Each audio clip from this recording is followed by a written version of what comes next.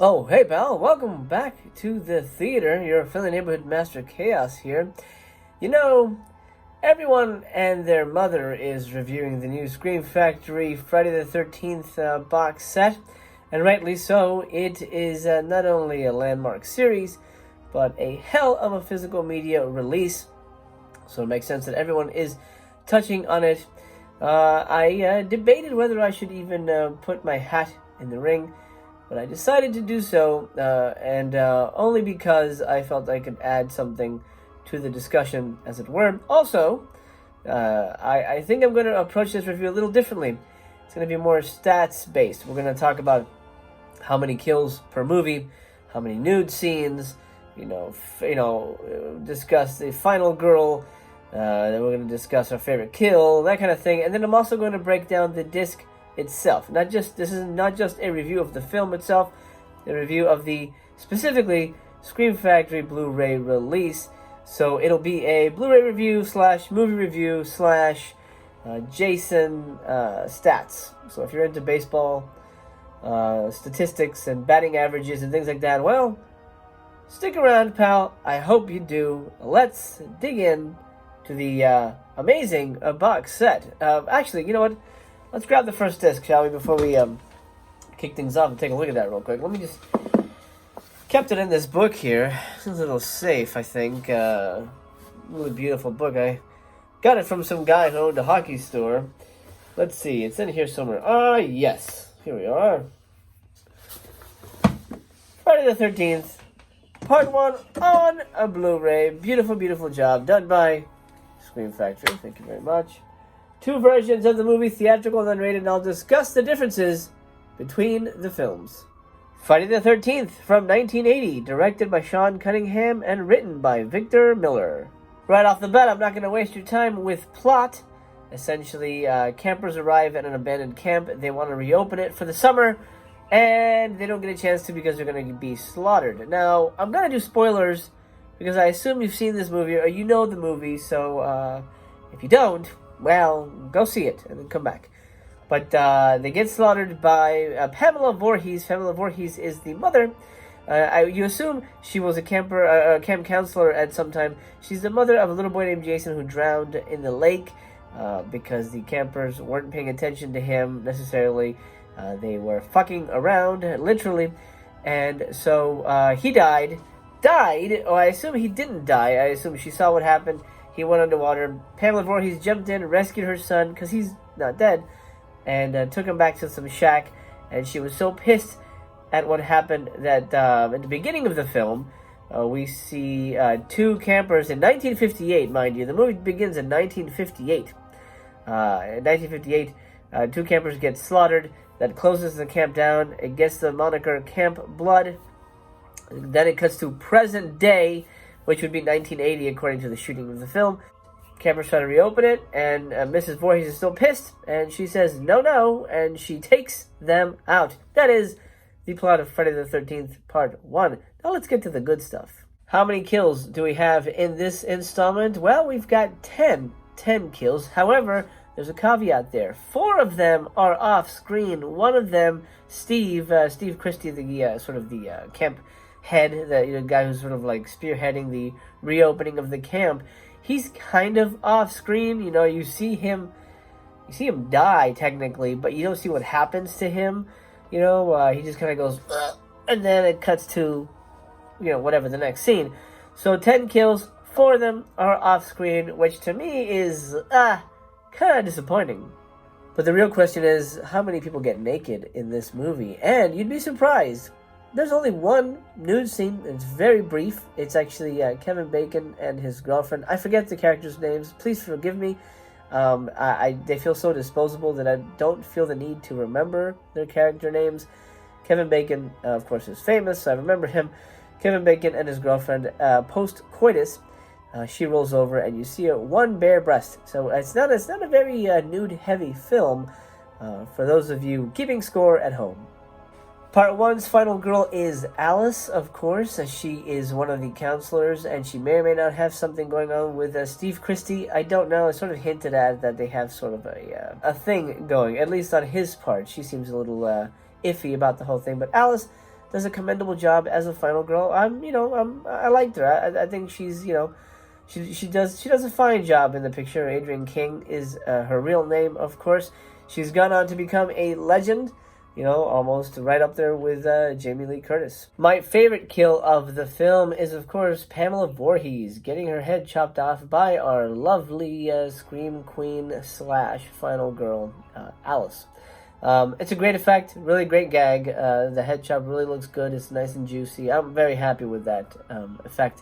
Overall, I think that's a really, really sweet sequence. It's a memorable sequence. It is horror history, obviously, because her death paves the way for what will come in the franchise. So that is my favorite death in the film.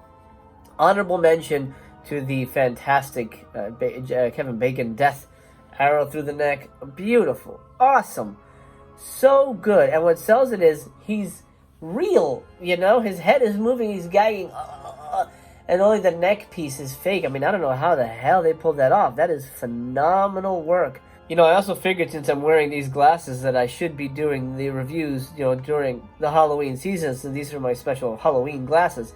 It would kind of behoove me to cover the franchise since it's covering my face, correct? Now let's talk about what we learned mythology-wise in part 1. This is important. This is going to be a part of the reviews here. We're really going to discuss sort of the ins and outs of the franchise and the material as a cohesive structure. So what do we learn? Number 1, 1958. 1958 is when the movie begins, so we assume that's the year that Jason drowned.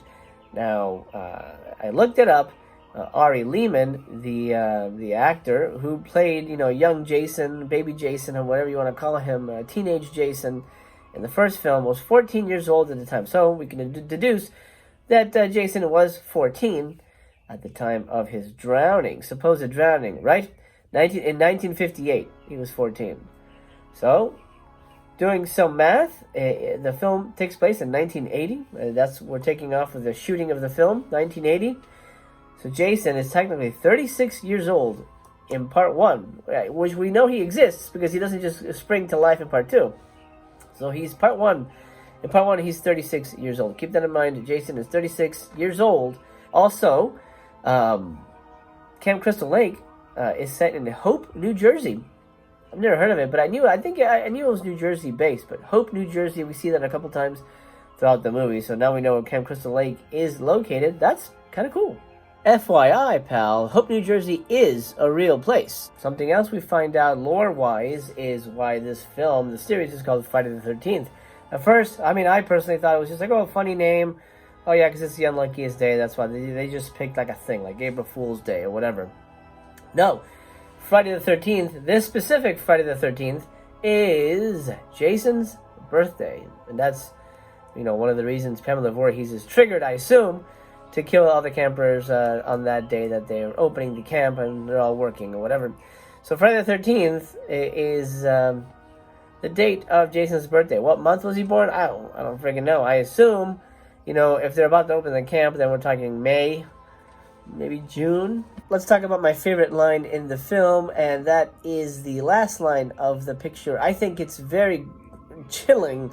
It's definitely sets the tone for the rest of the franchise and left it open for a sequel, which they had not planned to do originally.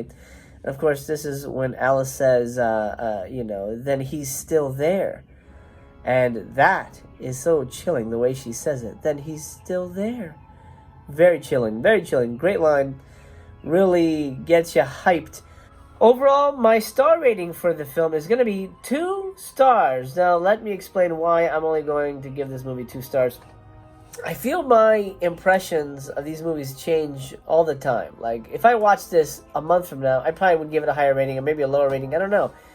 I liked the film. I think it's a good film. If it was a standalone slasher movie, it'd be a whatever movie. It wouldn't be very interesting at all.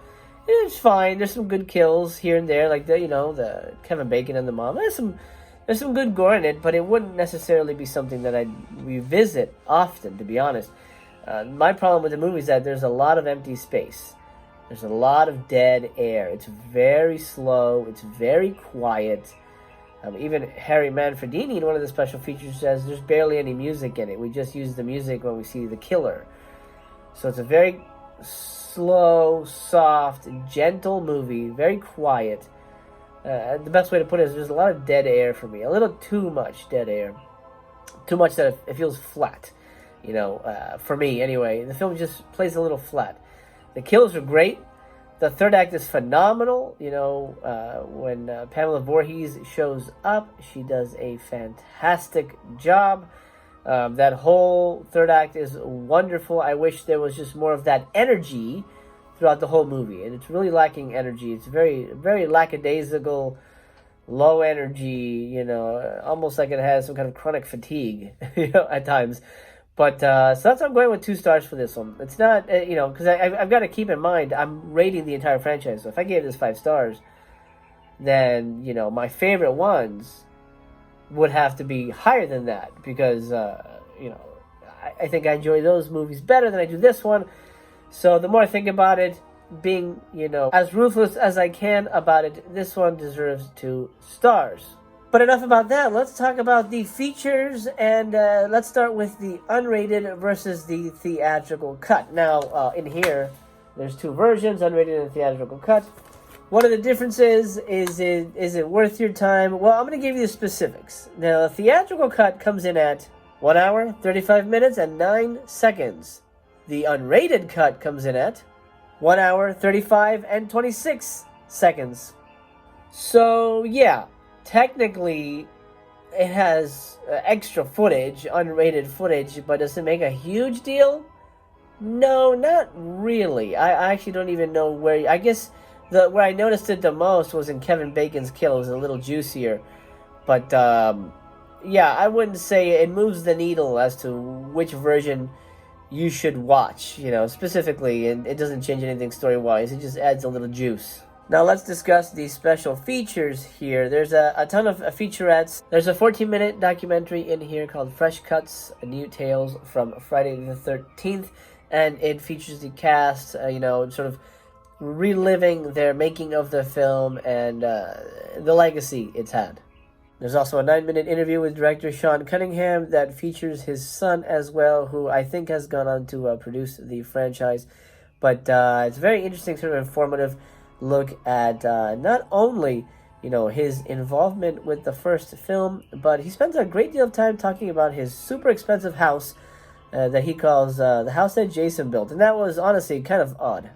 There's another featurette titled Friday the 13th Reunion. It's a 16-minute get-together with the cast and crew, as well as a short film, or I should say the part 1 of a short film called Lost Tales from Camp Blood.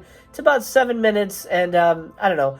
If you ask my opinion, skip it. It's basically sort of a fan film kind of thing set near Crystal Lake. It's okay, but it has nothing to do with the franchise itself. I'm not sure why it's even included. Then there's also a piecemeal commentary that is moderated by Peter Bracke, who wrote Crystal Lake Memories. It includes Adrian King and Sean Cunningham, and even I think Sean mentions the commentary was being recorded during the making of Freddy vs. Jason, so it's not a new one. But if you haven't heard it, it's quite informative, and if you love the film, if you love the franchise, it's definitely a must-listen. I should clarify, the specials I just mentioned are all on the unrated disc. The theatrical cut has all the trailers and TV and radio spots and things like that, the photo galleries, all that kind of superfluous stuff is on the theatrical disc. The unrated cut has all the meaty features. So that'll do, pal. Time to close the theater down. I hope you enjoyed my in-depth look at Friday the 13th Part 1 as released by Scream Factory. Thank you for gathering around the campfire with me here in the theater. It's time to pull the curtain closed over the silver screen. I enjoyed the movie. I'll be honest. Even though I gave it 2 stars, I really like the movie. I mean, it has a nice feel. It has a nice, cozy feel to it. It's not my favorite, as you can tell. It's not the worst either. Wait till we get to Devil Worm Jason. Whoa, boy. But we're not there yet. We're far from it. We've got a handful of killings to get to before that.